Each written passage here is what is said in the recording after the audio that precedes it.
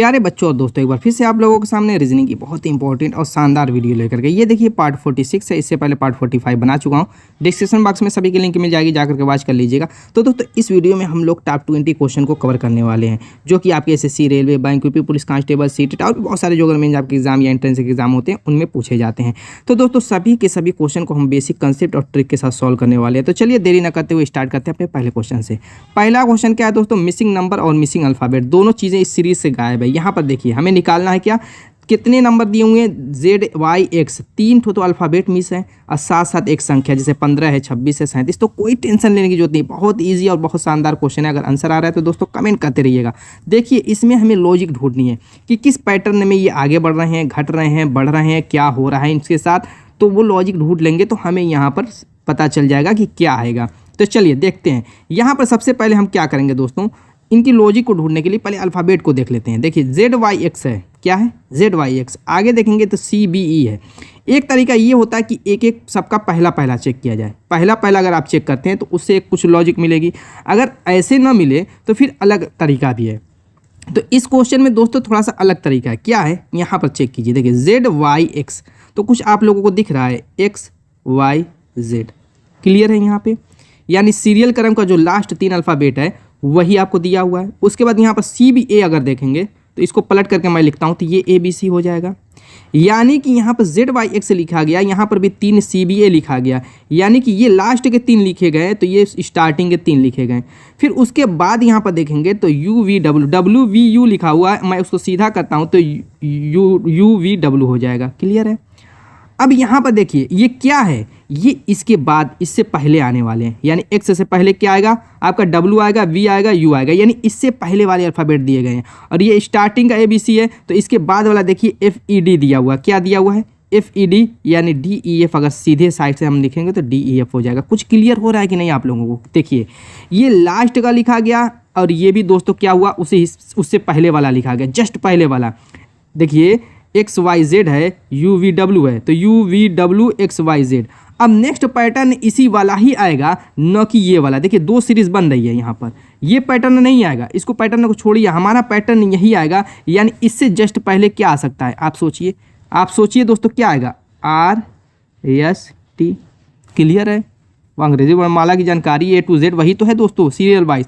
तो यहाँ पर आएगा आपका आर एस टी, यही आपकी लॉजिक काम कर गई। तो आर एस टी हमारा आ गया, तो उल्टा लिखेंगे आर एस टी इस तरीके से, यानी टी एस आर आपने लिख दिया।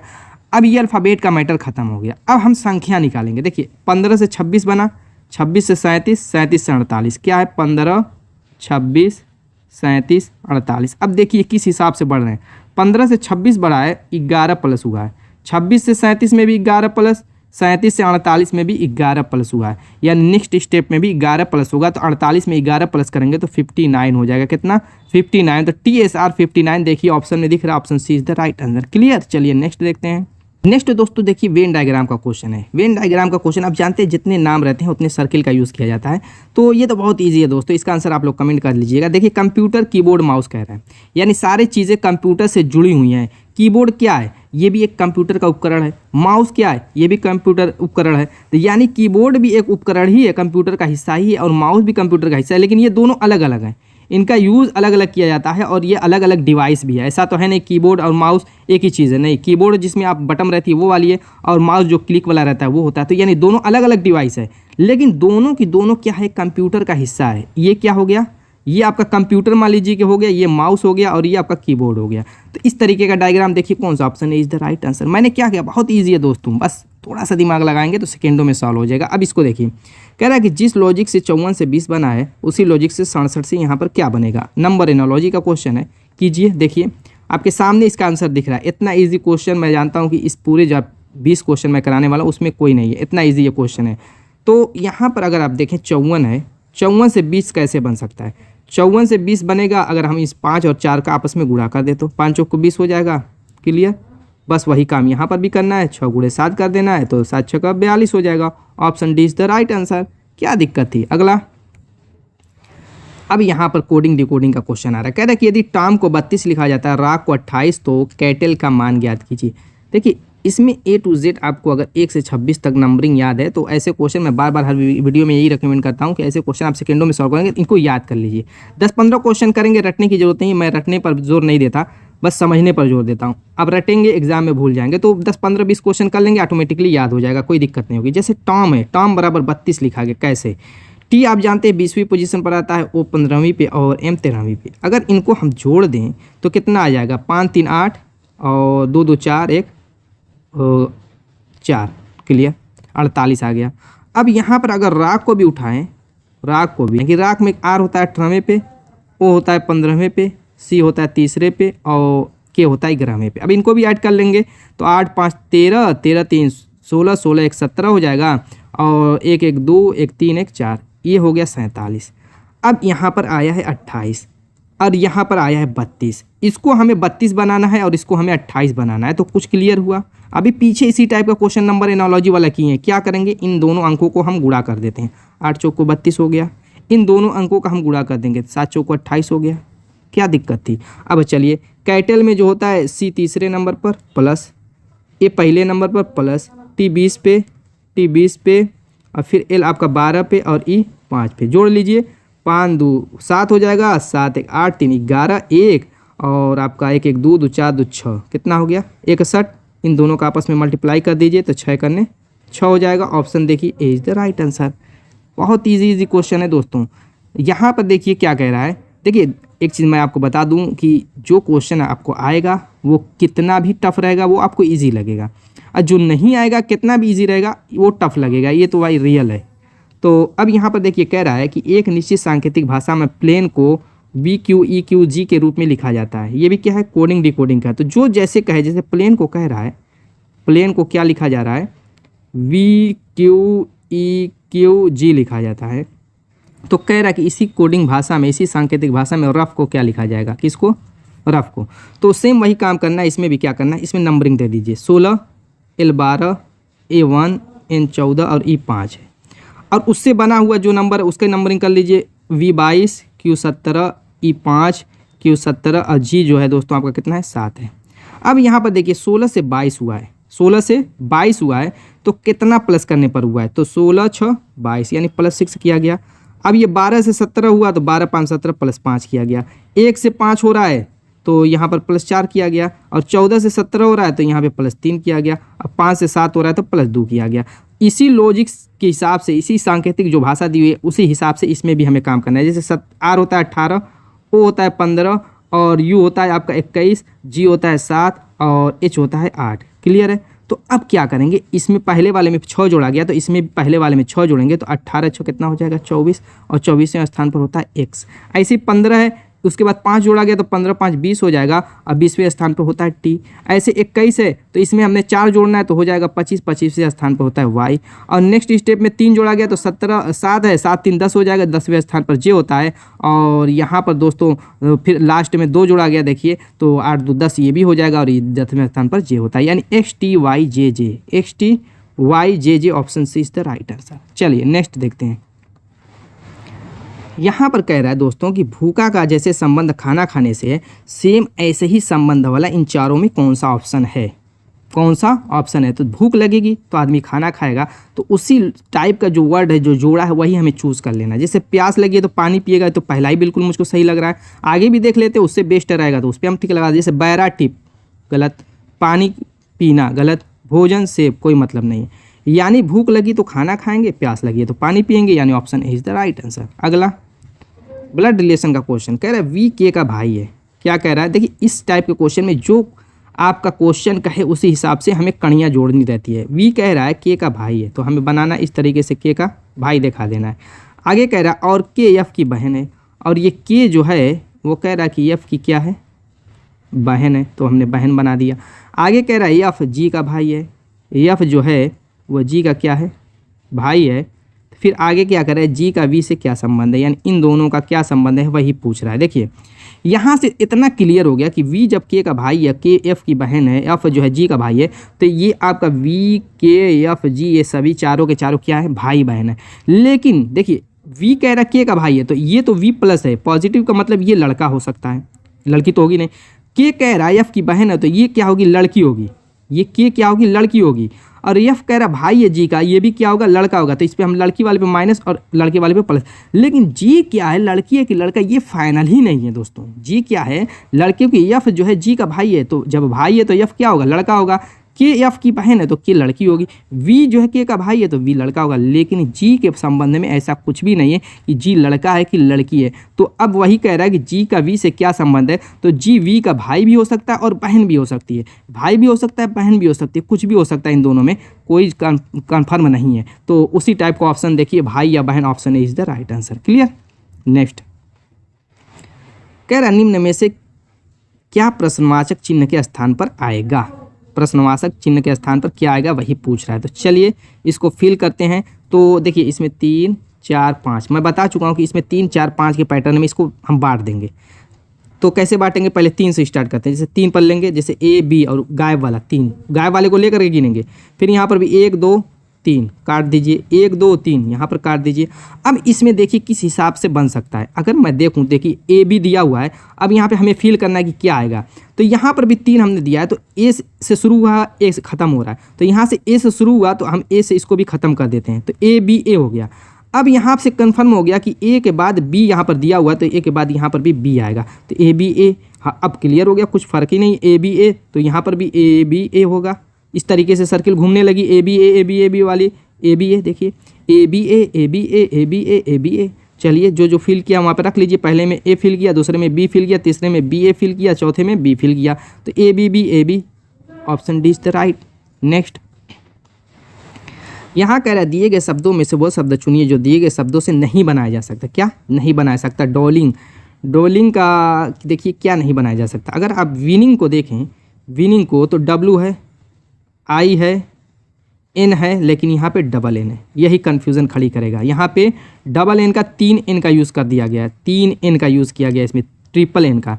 चलिए कोई बात नहीं, इसको भी रहने दीजिए पेंडिंग में। हो सकता है ये नहीं बनाया जा सकता, लेकिन देखते हैं आगे। गॉन में देखिए GONE, ये तो बनाया जा सकता है।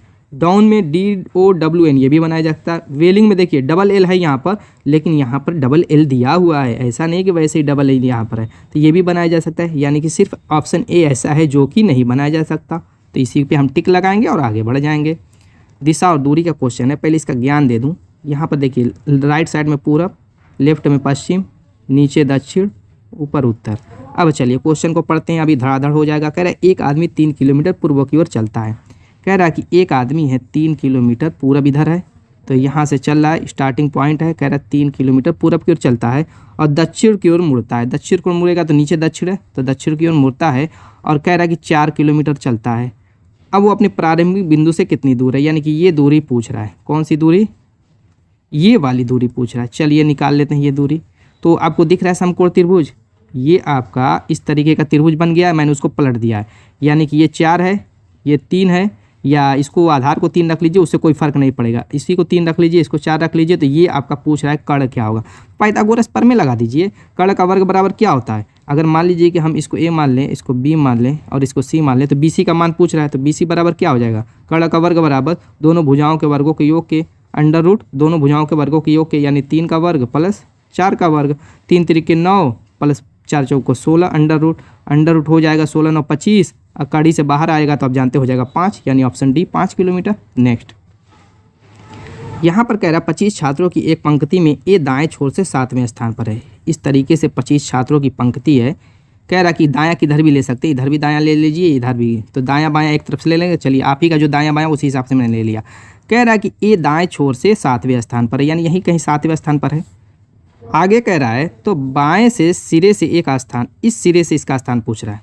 दाएं सिरे से तो 7वां बता दिया, तो बाएं सिरे से कैसे निकालेंगे। देखिए 25 में से क्या करेंगे, इस 7 को घटा दीजिए, तो आएगा कितना, आप कहेंगे कि 18। तो क्या 18वां होगा, नहीं, एक ऐड करेंगे, क्योंकि 18 के बाद जो 19वां होगा वो स्थान इसका होगा, क्योंकि इसका खुद का भी एक मान होगा, तो उसको हम इसमें ऐड कर लेते हैं। हमेशा जब भी ऐसा क्वेश्चन रहेगा उसमें प्लस हम 1 कर लेंगे। तो 18 1 19, option C is the right answer. अगला यहाँ पर देखिए सीरीज़ का मिसिंग नंबर वाला क्वेश्चन है, यहाँ पर मिस कर दिया है, तो कोई दिक्कत नहीं, लॉजिक ढूंढिए, देखते हैं किस हिसाब से घट रहा है बढ़ रहा है। जैसे 600 से 519 हुआ और उसके बाद मिसिंग नंबर तो हमें निकालना है, फिर 406, 370, 345 और 329 है। अब यहाँ पर अगर आप देखें तो 600 में से 519 घटाइए, देखिए क्या आ रहा है, तो घटाएंगे तो 1, 10 में से 1 हो जाएगा, उसके बाद 8, 81 आ गया। कितना आ गया? 81 आया। इसको यहाँ पर लिखते हैं साफ।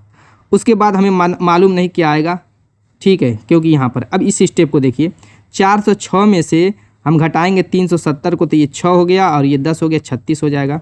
अब यहाँ पर घटा करके देख लेते 370 में से 45 को, तो ये आपका 25 हो जाएगा। और इसी तरीके से 345 में से 329 को निकालते हैं तो 16 हो जाएगा। अब यहाँ पर कुछ दिख रहा है, एकदम क्लियर हो गया दोस्तों, क्योंकि 81 होता है 9 का स्क्वायर। ठीक, यहाँ पर 2 ही नंबर मिस होगा, तो वो कैसे होगा अभी समझ में आ जाएगा। पहले ये चेक कीजिए, 9 का स्क्वायर, उसके बाद ये 6 का स्क्वायर है, ये 5 का स्क्वायर है, और ये आपका दोस्तों क्या है 4 का स्क्वायर। मैंने यहाँ पे 2 क्यों मिस किया? क्योंकि 519 में हम जोड़ेंगे कितना जोड़ेंगे या कितना घटाएंगे कि नेक्स्ट स्टेप आएगा, वैसे ही फिर उसमें कितना जोड़ेंगे या कितना घटाएंगे कि नेक्स्ट स्टेप आएगा। तो यहाँ पर 2 हमें पता होनी चाहिए वैल्यू, तब तो निकाल पाएंगे। तो वो तो पता हो जाएगी, कोई दिक्कत नहीं। जैसे 9 का स्क्वायर था, उसके बाद 6 का स्क्वायर, 5 का स्क्वायर, 4 इस स्टेप में घट रहे हैं, तो सीरियल वाइज है, तो यहाँ पर 8 का स्क्वायर होना चाहिए। कितना? 8 का स्क्वायर, और उसके बाद 7 का स्क्वायर होना चाहिए, यानी 2 हमें नंबर मिल गया। यानी कि 519 में क्या करेंगे, हम पहले 8 का स्क्वायर घटाएंगे। कितना? हमारा मिसिंग नंबर आ जाएगा वहीं से, यही घटाने पर 519 में से हम 8 का स्क्वायर यानी 864 घटाएंगे तो क्या हो जाएगा, देखिए यहाँ पर 5 आ जाएगा, और ये 11, ये भी 5 हो जाएगा, 455। यहाँ पर क्या आ जाएगा? 455। अब कहेंगे कि 7 का स्क्वायर, तब क्या मतलब था? बिल्कुल मतलब था, अब इस 455 में हम 7 का स्क्वायर घटाएंगे, यानी 7 7 49, तो 406 आना चाहिए। चेक कर लीजिए, बिल्कुल आ जाएगा। देखिए 15 हो गया, 9 6 15, और ये क्लियर हो गया। तो अब यहाँ पर हमें हमारा आंसर क्या आया? 455, option B is the right answer. Next कह रहा है, निम्नलिखित 4 अक्षरों समूहों में से 3 एक जैसे तरीके से हैं और 1 विषम है। विषम शब्द को चुनना है, या विषम अल्फाबेट समझिए, इनमें से जो विषम है उसको चुनना है, कुछ करना नहीं है। देखिए CFD इनका नंबर दे दीजिए, C तीसरे पे, F छठे पे, D चौथे पे। अब यहाँ पर देखिए, U आपका चौथे पे 21 पे, और X आपका 24 पे, B आपका 22 पे, A आपका 1 पे, D आपका 4 पे, B आपका 2 पे, Q आपका 17 पे, T आपका 20 पे, S आपका 19 पे। अब देखिए यहाँ पर 3 3 6, यानी पहले स्टेप में +3 किया गया, और दूसरे स्टेप में क्या हुआ? -2 हुआ, यानी +3 -2 किया गया। ऐसे ही यहाँ पर देखिए, +3 किया गया तभी तो 21 से 24 हुआ, और -2 किया गया तभी तो 24 से 22 हुआ। यहाँ पर भी देखिए +3 -2, लेकिन यहाँ पर देखिए 17 से क्या हुआ? 20 हुआ, +3 तो हुआ है, अब +2 होना चाहिए, तो यहाँ सॉरी -2 होना चाहिए, तो 20 में से -1 ही हो रहा है, यानी कि ऑप्शन डी जो है वो आपका विषम है। सब में +3 -2 हो रहा है, लेकिन सिर्फ इसमें क्या हो रहा है? +3 -1 हो रहा है। क्लियर? नेक्स्ट डाइस का क्वेश्चन है, क्या कह रहा है? नीचे एक पासे के 2 स्थितियां दी गई, अक्षर n वाले फलक के विपरीत फलक पर कौन सा अक्षर होगा? देखिए जब भी एक ऐसा क्वेश्चन है तो उसमें देखेंगे कॉमन कौन है। कॉमन अल्फ़ाबेट देखिए P यहाँ पर है, अल्फ़ाबेट हो या अंक वाली बात हो, जो कॉमन रहेगा उसी से ही चूज़ कर लेंगे। अब यहाँ से हम क्लॉकवाइज इसको रोटेट कर देंगे। क्या करेंगे? क्लॉकवाइज। जैसे P है, P के बाद R आया, R के बाद O आया, लिख लेंगे। ऐसे ही यहाँ पर भी वही करेंगे, P है, P के बाद N आएगा तो N लिख लेंगे, और N के बाद M आएगा तो M लिख लीजिए। क्लियर? अब इसको राउंड फिगर इस तरीके से दिखा देंगे, जो जिसके अंदर आएगा, देखिए कॉमन वाले को छोड़ करके जो जिसके अंदर आएगा वो उसके अपोजिट होगा। तो N के अपोजिट पूछ रहा है, तो N के अंदर क्या है? R है, तो option C is the right answer. कितना ईजी है। नेक्स्ट यहाँ पर प्रतिबिंब है, कह रहा है दर्पण प्रतिबिंब क्या होगा इसका? देखिए दर्पण प्रतिबिंब में क्या होता है कि पहले तो ये पूरा का पूरा दाएं से बाएं घूम जाएगा, यानी QWE जो है अब O से स्टार्ट होगा, OH 2 7 8 PZEWQ, ये तो होगा ही होगा। साथ साथ जो ये सारे अल्फ़ाबेट नंबर संख्या दी हुई है, ये आपस में भी दाएं से बाएं रोटेट होंगे। जैसे O तो रोटेट होगा O ही बनेगा, H रोटेट होगा H ही बनेगा। अब 2 का जो प्रतिबिंब होता है वो थोड़ा सा इस पेन से नहीं बन पाएगा, तो वो हम ऑप्शन से देखते हैं। चलिए, O रोटेट होगा O बनेगा, H रोटेट होगा, अब 2 रोटेट होगा, ठीक है, ऐसे बनेगा। फिर उसके बाद 7 आ रहा है, 7 भी ऐसे, ठीक है। अब 8 आ रहा है, 8 भी ठीक है। अब P रोटेट होगा, बिल्कुल सही है, P ऐसे बन जाएगा। देखिए P पर आ गए हैं, तो सीरियल वाइज से चलेंगे। उसके बाद Z भी बिल्कुल सही है, उसके बाद E आना चाहिए दोस्तों, और यहाँ पर W दे दिया, ये गलत है। चलिए नेक्स्ट देखते हैं, OH सही है, उसके बाद 2 सही है, 7 सही है, 8 सही है, P सही है, P के बाद E भी सही है, P के बाद ना पहले Z आना चाहिए दोस्तों, उसके बाद E आना चाहिए, इसमें पहले E दे दिया, ये भी गलत हो गया। अब देखिए O है, H है, 2 है, 7 है, 8 है, P भी है, ठीक है, P के बाद Z भी है, Z के बाद E भी है, E के बाद W आना चाहिए, ये भी गलत हो गया। उसके बाद लास्ट में Q आएगा, यानी option D is the right. Clear है इतना? चलिए अब यहाँ पर दोस्तों देखिए, ये तो बहुत इंपॉर्टेंट क्वेश्चन है। हर वीडियो में कहता इस टाइप का क्वेश्चन एक ज़रूर फिगर से रिलेटेड देता है दोस्तों, जरूर नहीं कि ऐसा ही दे, हर टाइप के मैं क्वेश्चन कराता रहता हूँ। देखिए क्या कह रहा है कह रहा है कि इसमें मिसिंग फिगर क्या होगा। अब हमें पैटर्न को पकड़ना है इसमें भी, जैसे वहाँ पे लॉजिक ढूंढते थे, यहाँ पर भी पहली एरो हुई, दूसरी एरो आई, तीसरी फिर एरो आई, तो इस पर नोट कीजिए। पहली एरो थी, जब दूसरी एरो आई तो ये एरो क्या हुई, घूम गई 180 डिग्री। देखिए इधर मुँह था, इधर हो गया। फिर जब तीसरी एरो आई तो ये वाली एरो फिर जो है 180 डिग्री घूम गई, यानी फिर अपनी पुरानी वाली स्थिति में आ गई, और साथ साथ ये भी एरो 180 डिग्री घूम गई, यानी नीचे हो गई। फिर जब चौथी एरो आई, आप नोट करेंगे, चौथी एरो आई तो ये दोनों एरो तो घूमी हैं, लेकिन नीचे वाली एरो स्थिर है, घूम नहीं रही है। यानी कि इससे पता चल गया पाँचवीं में भी नीचे वाली एरो घूमेगी नहीं, वो आपकी स्थिर रहेगी, यही पोजीशन। तो ये पोजीशन वाले बी और सी हैं, इतना क्लियर हो गया। चलिए अब दूसरी स्थिति देखिए, ये एरो ऊपर हुई, फिर नीचे हुई, फिर ऊपर हुई, तो नेक्स्ट स्टेप में क्या होगी, नीचे हो गई। सिर्फ इसी दो फिगर से हम अभी चूज़ कर लेंगे। यहाँ पर देखिए, ये एरो इधर वाली एरो वाली जो नीचे वाली थी, ये तो दो हमने चूज़ किया, उसमें से जो इस टाइप की एरो इधर वाली होगी वही होगी। देखिए यहाँ पर ये नीचे का एरो बना हुआ है, option B is the right answer.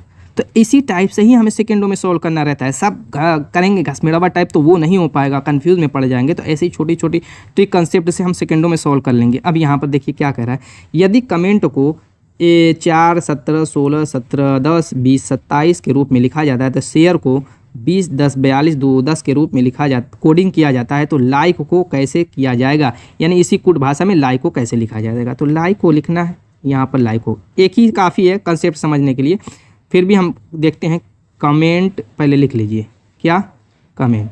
अब देखिए सी आप उस हिसाब से लिखिए, जैसे 4 है तो सी के लिए ही यूज़ कर सकते हैं, लेकिन 3 होता है सी का, उस हिसाब से हम देखिए दोस्तों, इस टाइप के क्वेश्चन जब आपको पता रहेंगे तो आप डायरेक्टली देख लेंगे कि कौन से नंबर कौन सा अल्फ़ाबेट कौन से नंबर के लिए सही फिट बैठेगा। जैसे मैंने सी के नीचे 4 लिख दिया, कैसे लिख दिया, क्योंकि मुझको पता है। ऐसे क्वेश्चन हम लोग इतना प्रैक्टिस करते हैं, आप भी प्रैक्टिस करेंगे तो ऐसे ही कर लेंगे। अब 17 नेक्स्ट स्टेप, मैंने एक न लिख करके यहाँ पे 17 लिखा, क्योंकि मैं जानता हूँ कि वो जो है 2 अल्फ़ाबेट 2 अंक वाली संख्या है, वो 15वीं पोजीशन पर आता है, तो 17 के आसपास आएगा। ऐसे ही उसके बाद 16 को मैं लिखूंगा एम के नीचे, फिर उसके बाद एम 17 लिखा है, फिर दोस्तों ई के नीचे मैं लिखूंगा 10, और उसके बाद एन के नीचे 20, टी के नीचे 27। अब कैसे बनाए देखिए, सी होता है 3, ओ होता है 15, एम होता है 13, एम होता है 13, ई होता है 5, एन होता है 14, टी होता है 20। देखिए पहले में +1 किया गया, दूसरे में +2 किया गया, तीसरे में +3 किया गया, चौथे में +4 किया गया, पाँचवें में +5 किया गया, छठे में +6 किया गया, सातवें में +7 किया गया। कोई दिक्कत यहाँ तक हुई। अब उसी तरीके से यहाँ पर देखिए, शेयर है तो एस होता है 19वें स्थान पर, तो 19 में एक जोड़ करके ये 20, एस के लिए 20 का यूज़ किया गया। ऐसे एच होता है दोस्तों 8वें स्थान पे, तो आप उसमें 2 जोड़ा गया, पहले में 1, दूसरे में 2 जोड़ा गया, 10 आ गया। ए पहले स्थान पे, इसमें 3 जोड़ा गया तो 4 आ गया। ऐसे ही आर 18वें स्थान पे, तो इसमें 4 जोड़ा गया, 22 आ गया। ई 5वें स्थान पे में 5 जोड़ा गया। अब ऐसे ही यही लॉजिक अप्लाई कर दीजिए, 12, 9, 11 और 5। पहले में 1 जोड़ेंगे तो 13 हो जाएगा, दूसरे में दोस्तों 2 जोड़ेंगे तो 11 हो जाएगा, तीसरे में 3 जोड़ेंगे 14 हो जाएगा, चौथे में 4 जोड़ेंगे 9 हो जाएगा। 13, 11, 14, 9, 13, 11, 14, 9। देखिए दोस्तों कहीं दिख रहा है option B is the right answer. Clear. चलिए नेक्स्ट देखते हैं। यहाँ पर भी दोस्तों ब्लड रिलेशन का क्वेश्चन है। कह रहा है विजय संजय की माता का पिता है। कह रहा है कि जो विजय है वो संजय की जो माता है, मदर है, विजय जो है संजय की माता का पिता है, यानी ये फादर है। विजय संजय की माता का पिता है, यानी विजय जो है संजय की माता जो है उसका फादर है, पिता है। संजय विजय के इकलौते दामाद के पुत्र हैं। संजय जो है ये विजय का इकलौता जो दामाद है, डी से दर्शा देते हैं, दामाद है, उसका ये क्या है, सन है। पुत्र हिंदी में लिख देता हूँ ताकि कंफ्यूज ना हो, पुत्र है। तो अब पूछ रहा है विजय के दामाद संजय से कैसे संबंधित है। ये तो गजब क्वेश्चन यार, खुद आंसर बता रहा है, आंसर बता क्वेश्चन में ही उसका आंसर बता रहा है और फिर आंसर पूछ रहा है। खुद कह रहा है कि विजय के दामाद का संजय इकलौता पुत्र है, और फिर कह रहा है कि संजय और विजय के दामाद से संजय कैसे संबंधित। जब दामाद का संजय पुत्र है तो संजय का ये दामाद क्या होगा, पिता होगा जी। वो तो खुद आंसर बता रहा है उसी क्वेश्चन में, option C is the right answer. जब दामाद का संजय पुत्र है तो संजय का दामाद क्या होगा, पिता होगा। अगला ये देखिए दोस्तों, आ गया ज़बरदस्त क्वेश्चन, सबसे ज़्यादा कन्फ्यूज़न वाला जो रीजनिंग में वो टॉपिक आप जानते हैं क्या है वो दोस्तों? सिलोजिज्म, न्याय निगमन का। कह रहा है दिए गए कथनों में से कौन सा निष्कर्ष कथनों का सही तार्किक रूप से अनुसरण करता है। चलिए कथन को पढ़ेंगे, उसी हिसाब से डायग्राम बनाएंगे और फिर उसी हिसाब से निष्कर्ष को देखेंगे कौन सा सही है कौन सा गलत है। कह रहा है कि सभी प्याज भुट्टे हैं। सभी प्याज, अगर मान लीजिए कि इसको मैं प्याज ले लूँ तो सभी प्याज को कह रहा है कि भुट्टे हैं, तो वो भुट्टे के अंतर्गत आ जाएगा। ये क्या हो जाएगा? भुट्टे हो जाएगा। क्लियर? आगे देखिए क्या कह रहा है। दूसरा, सभी भुट्टे बीज हैं। अब ये जो भुट्टे हैं इनको कह रहा है कि सभी भुट्टे क्या हैं? सभी भुट्टे बीज हैं। अब चलिए इसी पे हम पढ़ते हैं निष्कर्ष। कह रहा है कि सभी प्याज बीज हैं। क्या कह रहा है? सभी जो प्याज हैं अंदर वाले वो क्या कह रहा है? बीज है। तो 100% सही है। जितने भी ये प्याज हैं सभी बीज के अंदर ही गत तो हैं, तो पहला निष्कर्ष तो सही हो गया। दूसरा, कुछ बीज प्याज हैं। कुछ बीज प्याज हैं, तो क्या ये सही है? बिल्कुल ये भी सही है। कह रहा है कुछ बीज प्याज हैं, यहाँ पर थोड़ी सी जो प्याज का हिस्सा है वो ये बीज, ये पूरा बीज है। मान लीजिए ये पूरा क्या है? बीज है। तो उसमें का ये जो थोड़ा सा हिस्सा है वो तो प्याज है, तो कुछ बीज उसको समझ लीजिए वो तो प्याज है। ऑप्शन 2 इज द भी राइट आंसर, यानी निष्कर्ष दूसरा भी बिल्कुल सही है। तो निष्कर्ष 1 और 2 दोनों अनुसरण का, केवल 1 और 2 अनुसरण करते हैं। Option D is the right answer. चलिए अगला देखते हैं। अब यहाँ पर देखिए क्या कर रहा है, दिए गए कथनों में से कौन सा तर्क इसमें देखना है। तर्क कथनों का सही तार्किक रूप, ये तो आप सेकेंडों में कर सकते हैं, अपने माइंड से इसका आंसर देना है। ये कोई लॉजिक या बहुत कंसेप्ट नहीं लगानी है या बहुत ज़्यादा सोचना नहीं है। इसमें जो है अपने दिमाग से इसका आंसर दे देना है। जब भी ऐसे तर्क वाला रहे तो आपको ही तर्क करना है। क्या कह रहा है कथन? पढ़ाई करने का सबसे अच्छा समय प्रातःकाल है। कथन कह रहा है कि पढ़ाई करने का सबसे अच्छा समय जो होता है प्रातःकाल होता है। क्या सही बात है? चलिए तर्क देखते हैं क्या कह रहा है। पढ़ने के लिए कोई समय अच्छा नहीं है। ये तो बकवास वैसे ही गलत हो गया।